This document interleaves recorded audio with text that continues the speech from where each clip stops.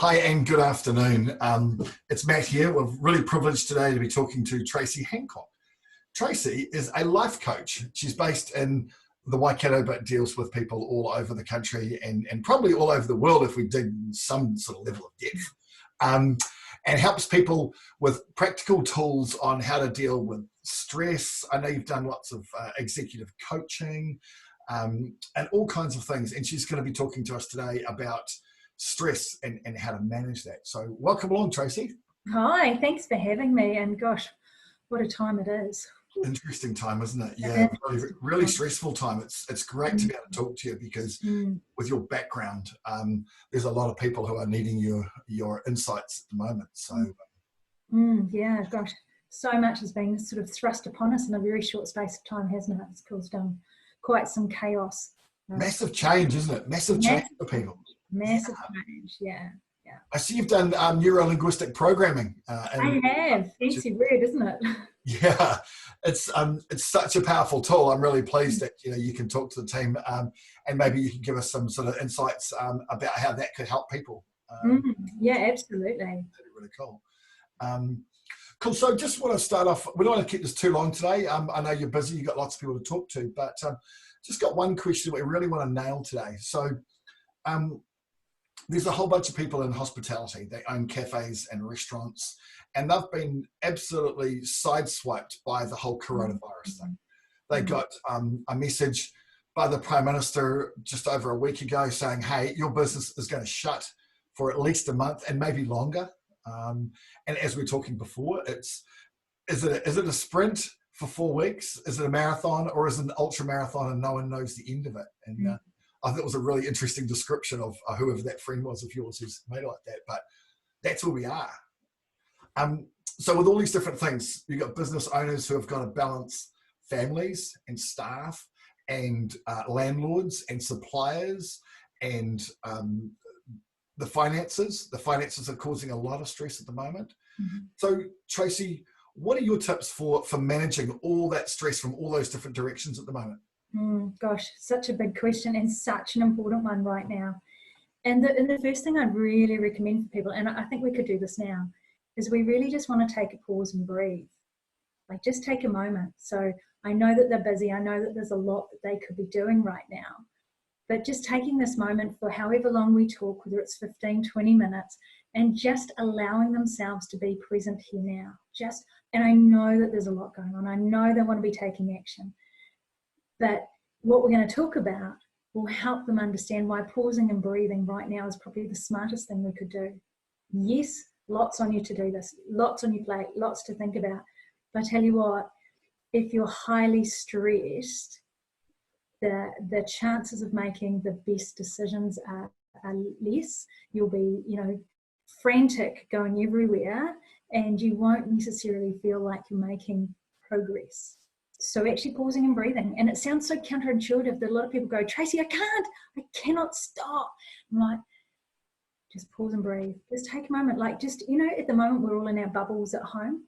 Like if people could just imagine that they're in a bubble, me, you, them, there are some other people out there, but if we just imagine it's the three of us, just for this moment. In this moment we're safe. We're just going to take a moment to listen. And this is an incredible skill. And I think it's one that we've lost connection with because we've been so busy in our lives anyway. And now we've been hit by this. And it's just like, we just want to keep going. Pause and breathe. Pause and breathe. And so Matt, this might be something you practice as well, but just managing your breath increases your IQ. Okay. Not technically correct. I must remember that. Not technically correct. I'll explain the science in a sec. Because with our breath right now, I imagine the people listening, really shallow, quick breathing. And so that's just signaling to the brain that we are in a stress response. We need to fight, flight, or freeze right now. So the moment we're triggered into that space, we actually lose about 50% of our IQ. Wow. Because we're simply going into a reactionary state. We're no longer accessing that part of our brain that helps us think. And this is why, hospitality owners, smart, capable, we know that. So when we can pause and breathe, we're going to really tap into that. And so this is why it's so powerful. It's my first step that I say to everybody, no matter what situation they're in and how busy they are, pause and breathe. So that's like mindfulness, really, isn't it? Yeah, it is. It is. And it's just becoming conscious and just bringing yourself back into the moment, because right now, when you're stressed, you'll be thinking about lots of different things, worried, consumed by everything, going, where do I start? What do I do? Who do I need to talk to? And you're probably just feeling overwhelmed by it, stressed, anxious, any of those words that you want to use to describe how you're feeling. And so actually just give yourself permission just to pause for a minute and just reconnect with your breath. You don't have to do any of these, not that sort of breathing. We don't have to look like dogs. That's great. Yeah. We want to we don't want to look like headless chooks, running around. We just want to settle it down. And so really all it is, breathe in through your nose, follow it all the way down to your belly, and then back out again. And you just want to sit and do that for a moment. Grab a cuppa. You're all in hospitality. You probably like a good coffee of some description or a good cuppa. Grab a nice hot drink, sit down, and just breathe while you drink, because you're going to be in a much better position to decide what to do next. Cool. Yeah, so that's my first tip. Definitely pause and breathe. Because here's the thing, we're all human, and something big just happened, and we would have got a fright. It would have scared us in some way. So, and it's okay to say that. And this is leading into the second point, that we need to acknowledge and validate the thoughts and feelings we're having. And we might be going, yeah, but I've got to get all these things done. Okay, but right now, if you're feeling scared, you're worried about your family, you're worried about your staff, you're worried about your business, you're worried about whatever it is you're worried about, you're human and you just got a fright. This is a big fright. So, pause, breathe. You got a fright. Where are you at in terms of your thoughts and your feelings?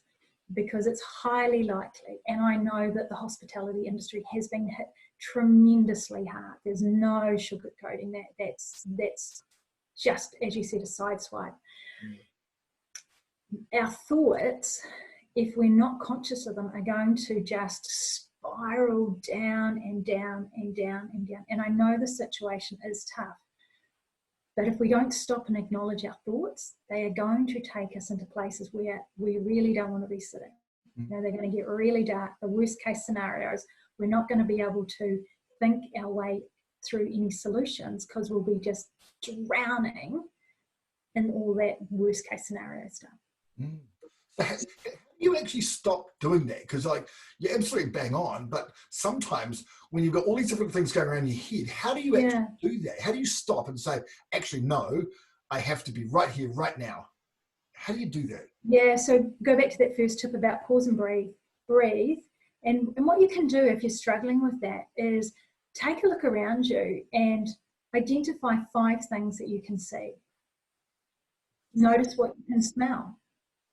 Notice what you can touch. Maybe you can reach out and pick up something.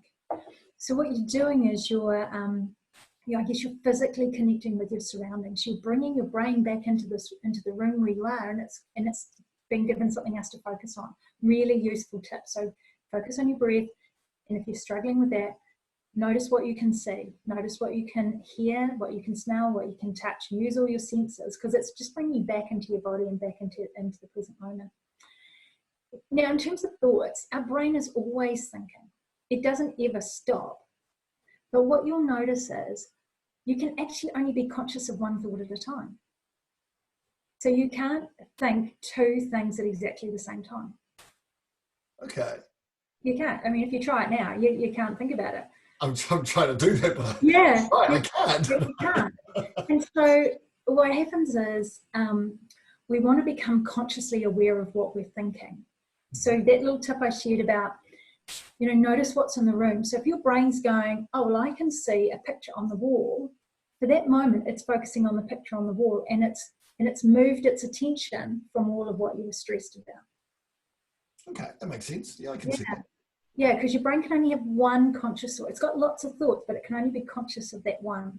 So it's a really powerful trick and something useful. I've used it myself, I was quite sick 5 years ago, and cancer diagnosis, you go through some pretty horrific tests and treatments and stuff. I've used these exact same tips. Pause and breathe. notice what I can see. You know, that scary machinery, everything around me. I just noticed it, and it brought me right back to the moment. So it's a really, really powerful tip. So these thoughts, they'll be running around in your mind. And the tip I'm about to give about those, I would imagine people go, oh, Trace, no time at all for that. Don't be ridiculous. We need to write them down. We actually need to get them out of our heads and go, okay, what are all those things I'm worried about? What are all those things that I need to do? Because if you're trying to run a mental checklist, you're going to add to the stress. It's going to get worse. Write them down. Write them down. There's no spelling or grammar checks. If you're sitting there going, Trace, I'm not a writer. It's like, use whatever text, speak stuff that you want to do. Can tell how I'm not quite of that generation where I'm tech speak savvy. But, you know, write it down, get it out of your head, what you're thinking, you know, all of those sorts. To-dos, that I don't know what to do's, you know, anything. Got to get it out of your head, because right now that swirl of thoughts is controlling you and it's driving up your stress. I also find that when I write my to-do list, at the start of every day, I have a to-do list. You can't see it from here, but just over here, I have a whiteboard and I write a to-do list. And I don't actually, all that stress comes off when I actually have got my to-do list. And normally during the previous evening, certainly since I've been working 100% from home, I start a list at night. And then by the time I've got to sort of 8:30 in the morning, I've been for a walk, I've got everything sorted, I've just got a to-do list. So it's really simple. It tends to simplify my thought process, because all I've got to do is, and I literally do it, I just go 1, 2, 3, and just cross them off as I go, which makes things a whole lot simpler. Yeah. And with your list, do you prioritize those? Do you figure out, you know, what are the most urgent or important to-dos that I need to focus on? A lot of that stuff is already scheduled, so it's already in my diary for the day. So, but there'll be other things like send an email to a client with some notes or something like that. And everything big or small goes on the list, and whether I've got it scheduled in my calendar, it goes on the list as well. So everything goes there, but I find it just clears my head up to actually do the do, as opposed to thinking about, oh, I must do this or I must do that. Yeah, and look, particularly at these moments, I mean, this is a high stress situation anyway. There's a lot that we can't control. So we need to be thinking about, what can I control? Those thoughts in your head, everything that you're trying to process and manage, and get it out of your head, get it down on paper, on your whiteboard, wherever, and, you know, look at that and then go, okay, so where are my priorities? And you go through a planning process. They might need to be checking in with you, go, right, Matt, we're ready for a plan. And amongst those thoughts, as well as the to-dos, there might be some stories we're telling ourselves about the situation. So things like, I can't cope, I'll never get through this, I don't know what to do. So we want to be listening for those thoughts as well and writing them down, because the language that we're using, those words that we're using, are either going to help us or they're just going to keep us in that state of stress. So if you're saying, I can't cope, you're literally, what you're doing is you're depressing yourself, like you're holding yourself back, you're constraining yourself, and you're driving up the stress. So again, coming back to all those thoughts, and I know that people are under pressure, there's a lot probably for them to be doing. If they can get some of these thoughts down on paper, they're going to get greater clarity about what they need to do, but also what they need to change in terms of their words. So imagine someone saying, I can't cope with this situation. I can't cope with all of this. That's going to keep them stuck in the state of stress. And look, no judgment here, because this is a big situation. And it's a natural and normal response that we would start to use language like that. But if we can notice and swap it out for, I can take the next step, I can do one thing, you know, just make it achievable. We don't have to solve this whole problem in one step. We're not trying to climb Mount Cook in one leap. You know, we want to take this in bite-sized steps. So instead of, I can't cope, I can do one thing. And then I can do another. So actually starting to understand your thoughts and feelings, and don't beat yourself up for them. You know, we can be so hard on ourselves at the best of time, but right now when we're stressed, we will give ourselves a monster of a beating. You are doing the very best you can. You're a human. You're a human with feelings who has just had a shock, reeling from the news, Give yourself a break. Yes, there's a lot to be done, but for goodness sakes, you're human and you're going to deal with this the best you can, and you're going to do that better if you can bring that stress down a bit. Yeah, it's really powerful. Right. So notice those thoughts, get them down on paper. Don't try and process them in your head, because your brain is going to have a field day with those. It is literally going to keep you stuck in worst case scenario. Get them down on your piece of paper and figure out your plan, figure out your next steps. Great. Yep. Cool. Yeah. The other thing that tends to go out the window, self-care routines. The basics like eating, drinking water, moving, exercising, sleeping, connecting. I knew you were going to say that. Yeah. I put my bourbon to the side. I've got water. Yeah. Yes. Yeah, but we forget these basics. And again, I come back to the point that we're human beings. And yes, you might be a business owner. You know, you're a parent, a partner, all those other roles. Yes, you've got all of those roles, and there are responsibilities. But right now, if you're not doing some of these basics, you're going to fall over. The stress, the poor health is going to catch up with you. And, you know, for many people, they might be going, are you kidding me? I've got no appetite. Yeah. You know, I don't want to eat. I can't sleep. We're going to need to pause and breathe on this, because if you want to navigate through this, these are your necessities. You need to be eating something that's nutritious would be good. But I can't talk because yesterday I had chippies. Sweet chili chippies.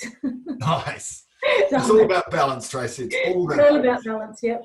You're talking to a whole bunch of people who know all about balance. So. I know. Yeah. And, you know, and the importance of food.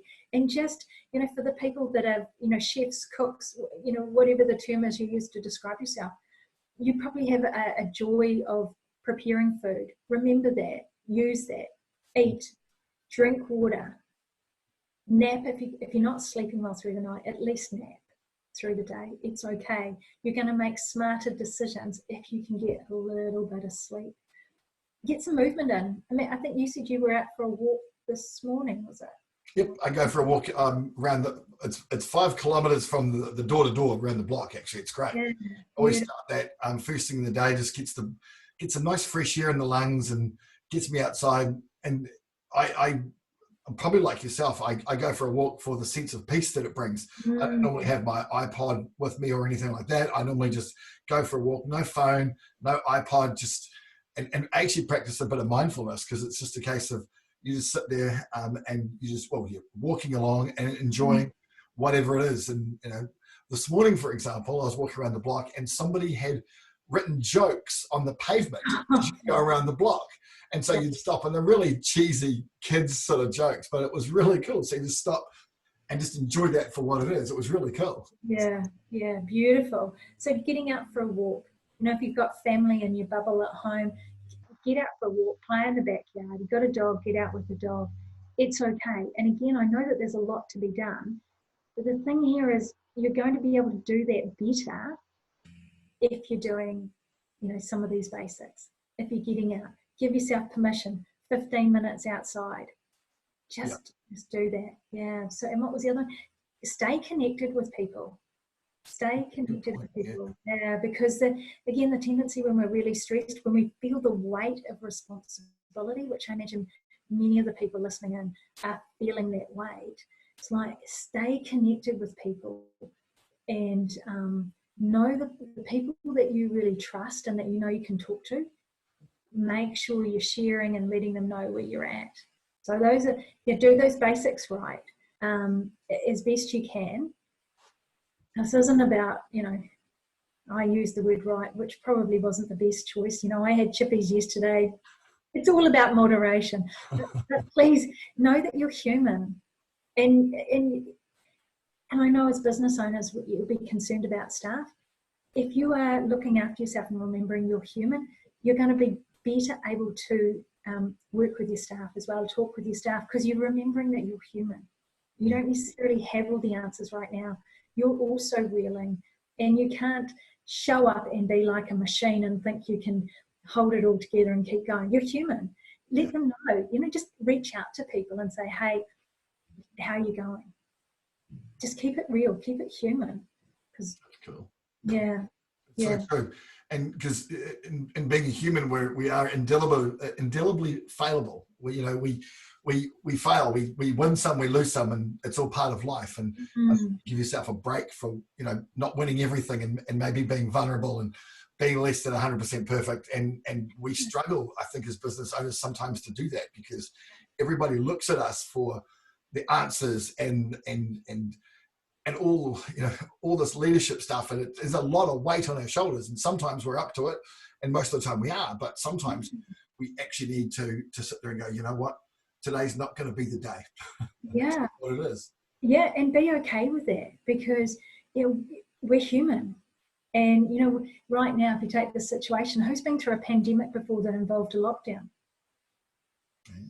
Yeah, we're charting unknown territory here.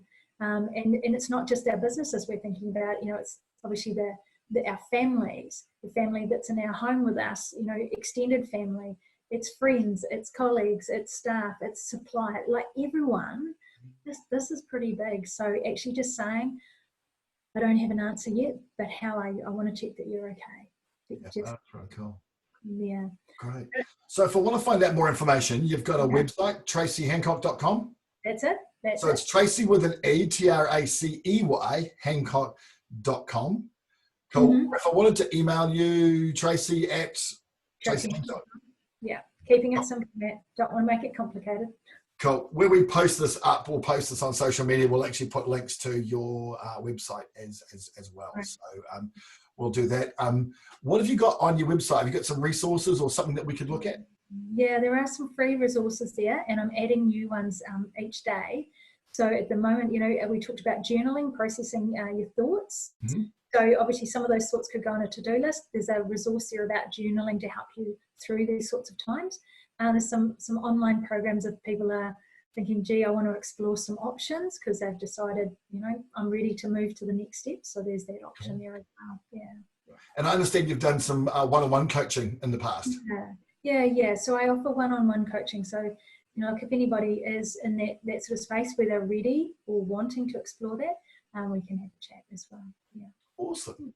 Hey, thank you so much for joining us. I'd love to have another chat to you maybe next week or something like that. We can talk about what we can do, not just for ourselves, which is what today's been about, but maybe for our staff. Yeah, so, maybe we could do that next week. That'd be really cool. Okay, sounds good. Thanks, Matt. Thank you so much for joining us, Tracey. We will look forward to seeing you again. Okay, cheers. Thanks. See you. Bye. Yeah.